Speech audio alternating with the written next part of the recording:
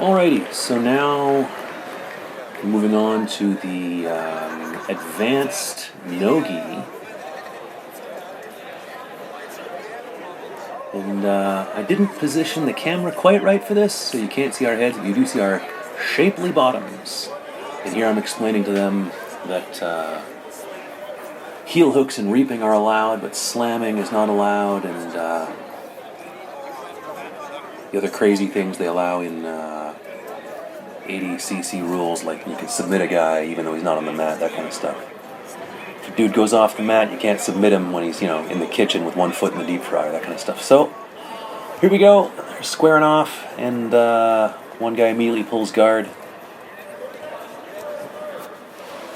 which you don't really see in 80cc, but here it's be prevalent, it being jiu-jitsu. And like I said, the rules here, they're allowing heel hooks, they're allowing reaping. And I was a little nervous that people were going to do some wacky stuff, because as I often say, there's many different kinds of jiu-jitsu, and each kind has different rules. And sometimes you get people coming to the CBJJF, oh, that's a nice arm lock attempt, look at that. It's a really nice arm lock attempt. Anyway, you get people coming to these, oh, there's a knee bar attempt going to a calf slicer, he's getting up, scampering away. But anyway, like I said, sometimes you get guys coming to these events that are under, I don't know, they use NAGA rules or EBI rules or 80cc rules. There I'm giving the guy a couple of advantages, one for the arm lock attempt, one for a calf slicer. Yep. I think the one fellow there is a brown and one is a brown belt and one guy's a purple belt. But this is all under black belt rules. They put purple one up, all under advanced rules, which, like I said, allows heel hooks and reaping, and it's a nice takedown there. Although he doesn't keep him down, so he doesn't get any points. So I give him an advantage there because he took him down, but he didn't stay on top for 3 seconds, which is what you got to do to earn points. I mean, for all the IBJJF stuff, if you don't keep it for 3 seconds, you don't get points. There's the guy going for a knee on belly, doesn't get it. You don't really, especially with lightweights, no-gi, you don't really see people keeping positions. Sometimes for 3 seconds you see a lot of advantages, It's hard to see quite what's going on here, but there he is. He's trying to keep his knee on belly going on. He's going for mount. He's still stuck in the quarter guard there. Trying to pin his wrist.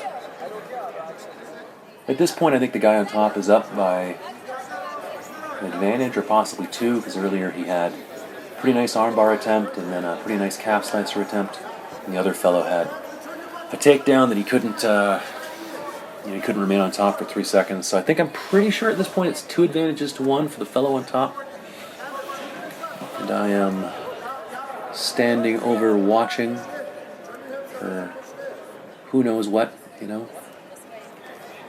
No-gi sometimes also attracts guys from MMA clubs that do stuff that, they haven't read the rules, and you see guys that just do crazy things, or they wear pants that have pockets, or they wear a groin cup, which isn't actually allowed. Oh, look at that, a flying triangle. That wouldn't be worth an advantage, though, because he didn't at any point put the guy in any danger. Oh, there he is, he's mounted. Let me give the guy his points now in a second. There's the points, yep, there it is. I don't know if I gave him points for passing guard. I think I gave him points for passing and for mounting, actually. Because, you don't get to mount without, well, I was going to say you don't get to mount without passing, but he leapt over the guy's legs, which is a pass, and now he's mounted, so he's got, by my math, he's got 7 points now, plus a couple advantages, and the guy on the bottom, I think he just has 1 advantage.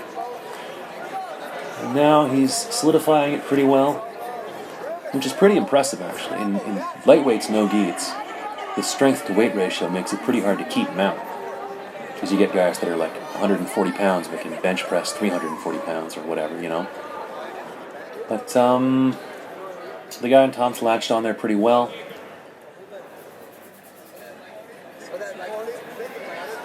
And you can't get called for stalling from mount or back, because that's the top of the mountain. Oh, what's he doing there? The guy on the bottom bridged and rolled out of there. I'll move them back to the middle here and start them in the same position. As I recall, the guy on the bottom is a really interesting sweep from here. I don't know if he does it right now, but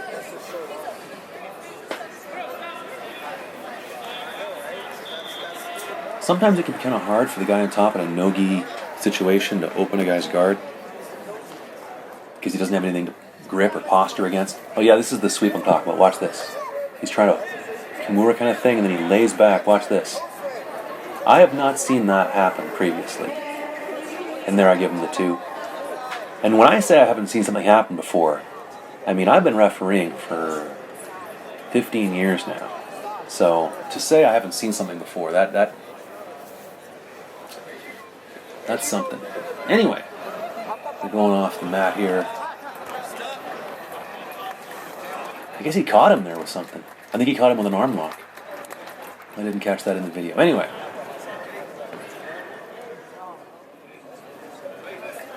Yeah, there you go. Winner by submission. Well done. Anyway,